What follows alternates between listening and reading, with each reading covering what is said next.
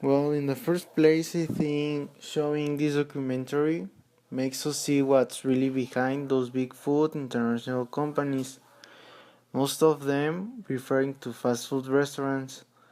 What I saw and learned from this documentary is that many international food brands like McDonald's, Carl Jr., Coca Cola, or meat dealers like Walmart are transforming the idea of a healthy body. Why? Because in the first place, fast food restaurants are actually getting a lot of people to buy their food. Why? Because this is cheaper than buying food in a supermarket, such as, I don't know, fruits or vegetables, for a very low price, and also you get a more product.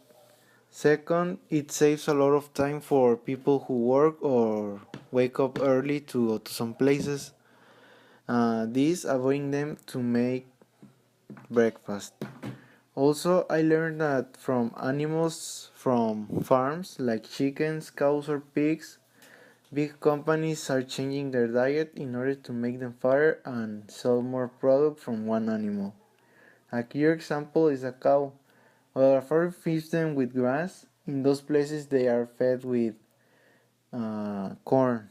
And also, I would like to talk about chickens, which have more get more problems because if they get fatter, their legs break and sometimes they can collapse, even get to death because of the overweight.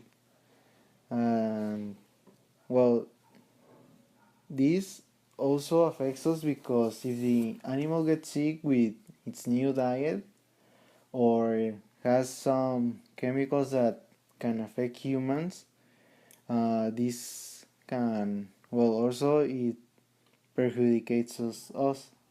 Another example of this is that in fruits and vegetables, nowadays they're also using chemical substances to make them look bigger or even tastier.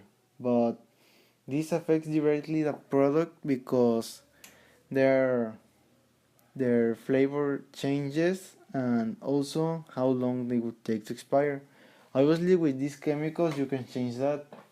For example, if you have a tomato, with those chemicals, you can make it look bigger. I don't know, to the size of an apple, and sell it for a very high price, aside from a normal tomato. And also, pro of this product is that if a normal tomato takes a week to expire, this one will take like a month. But now to finish, I would like to talk about the reported case of a boy who died of E. coli, and his name was Kevin.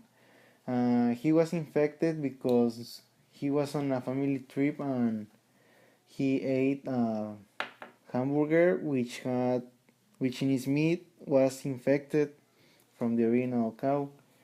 And this well, he did not make it out even though he received a lot of treatments, but in the end, well, he eventually died.